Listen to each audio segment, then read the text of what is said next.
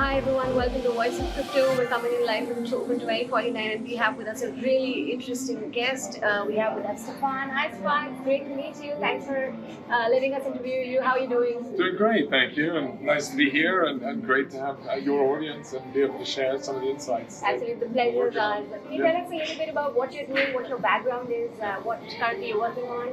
So I've been in crypto for over a decade. I was most recently the CEO of Bitcoin.com, and then in 2021, when the government shut down a lot of the economy and printed a lot of money, I felt that we needed to look at in terms of how these economies are tracked and monitored, and we then decided that inflation was the one key metric that really matters in terms of the performance of an economy. And so they told us, don't worry about inflation, but I felt, as an economist, if you print, you have to worry about it. And so we looked under the carpet and saw what we could do 30x innovation around that. So we launched Truflation.com, and today that is an Oracle, Coinbase-backed, Chainlink-backed Oracle service for real-world assets, financial and economic data. Wow, so how do you service clients? Is it more user-facing? Is it institution-facing? So we have a multitude of customers. We have institutions. They like the data to be able to do macro strategies or do derivative swap tradings to be able to predict what the government's going to announce with all of our data feeds. We then have retail investors and analysts that all like to use this data and play around with it.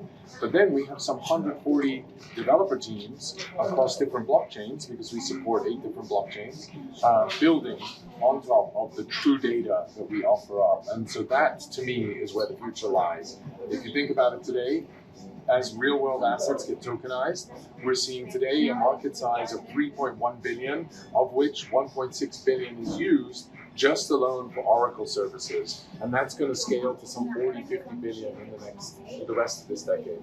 So Flatcoins gained quite a bit of traction in the last 1 year. Yeah. Can you talk a little bit more about Flatcoins, how you're using them? So we look at Flatcoin as a synthetic perpetual pegged to the cost of living.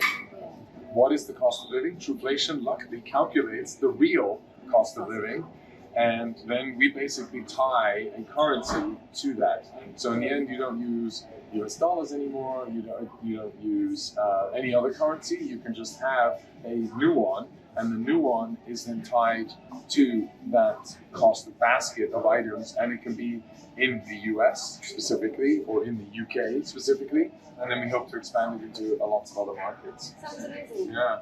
Regulation, compliance has been a tricky territory for most entrepreneurs. How have you been able to navigate it with regulation? So I've been in crypto for over a decade, and if you look at the last decade, it started off as enabling anybody to be a part of crypto, right? That was the whole idea. Anybody can be a successful entrepreneur if they took risk in a market that was still a bit more Wild West. How has that evolved, right? Today, we've now limited the amount, so Chinese, Americans, they can't participate. So we've cut off 2 big markets. All of a sudden, regulators require a qualified investor. So now all of a sudden, the youth can't join anymore. You have to be older than 18. You have to be what's defined as have $100 million or $1 million in assets in order to participate. So what regulation and compliance has done has limited the number of users that can participate, which I think is not the right thing. And it's also limited based on jurisdictions. Yeah. So, you can be licensed in Hong Kong, but you can't do business in Singapore. You can, and that was not the whole point. We're moving towards a global society. Trade is digital. We're having digital assets, and some of those utilities need digital assets to pay for that. If you think about AI, how do you pay for AI?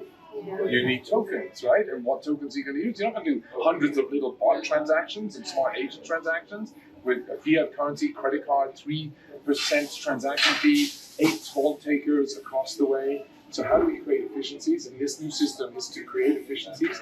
And we, as a community and builders, need to continue to build decentralized solutions that go beyond borders. And they're so transparent too, right? How do we get governments to be as transparent, use the blockchain, and disclose all their wallet addresses for all the different departments that they have? A lot of governments are looking at blockchain integration with blockchain for identities and getting the databases onto the blockchain. Do you see a certain sort of do you see that this landscape would evolve? Would there be more partnerships with blockchain companies and buses across the globe in the coming few years? So that's a natural evolution. There will be partnerships, right? I don't think you can stop that. But I do think, and you're already seeing partnerships, right? But you're seeing if the identity data, the health data, your financial data is decentralized on a blockchain, and you have the private keys to your data and your identity, and you can control that and share that as and when needed, then I think that is the right approach to do it. And you see some blockchains like Base trying to do that, integrated with their Coinbase KYC users. You're seeing Binance try to do the same thing. But you're also seeing Near Protocol, together with Fractal and with Quill, try to decentralize the whole database and give the user the key with their identity. Absolutely. Now, AI has been the buzzword for most part of this year. The convergence of blockchain and AI is something that a lot of enterprises are looking towards. Is that something that you are already doing at Truflation with the convergence of these two emerging technologies? And how hopeful are you about AI and growth in this tech? Yeah, I think the two go hand in hand. I already mentioned right earlier on how you can use tokens and crypto to pay for AI services. I think there's a lot of data that's being acquired on the blockchain that is transparent and being indexed. AI can be used for that. We're using it to, for example, be able to calculate consumer index, confidence index. How do we do that? Right? Oh, you have to do a panel, and then you have to go and get surveys amongst users. No, that's the old school way. Today, everybody's on Twitter, they're on Thread, they're on Facebook, they're on Instagram. How do we pull the tweets and the threads based on certain keywords and then have the AI engine give us a sentiment response as to what it is in real time?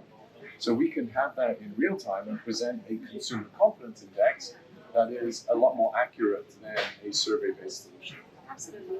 Stefan, you mentioned you've been in the space for almost 10 years. A decade is a really long time. You've been in the space for more time than most companies have been here. So how have you seen attitudes shift for Web3 towards cryptocurrency and blockchain in general? Well, we've gone through a lot of cycles. We've had a lot of ups and downs, but each time the downs brings together a lot of builders. And this time, though, I feel it's a very different environment. We've had a very harsh winter. The winter's been really harsh. I don't think I've experienced this harsh a winter in the past. But then on the flip side, it's attracted a whole new set of type of builders and participants, right? I think bigger companies are aware that this is now a $1 trillion industry. It's not little babies anymore. It's got to mature. And I think we've taken this industry in 10 years from zero to $1 trillion, which is a phenomenal feat. And that's why 1 year in crypto is about 7 years in traditional world. Absolutely. To wrap it up, do you have any final words for our audiences? Anything that you'd like to share? No, just DCA. How can I continuously get into crypto a little bit, just learn every day. That's the best way to enter into crypto. Take it slowly, because it is daunting, right? It's pretty, and there's so much going on. Look at what's going on here. And so that's one way to just enter in. Just start slowly and add a little more every time. And then you're not so impacted by all the different ways. And if you look historically, you will be successful if you continuously put every month a little bit aside into Bitcoin or Sats or Thank you so much for those amazing insights, and loved interviewing you. Thank you.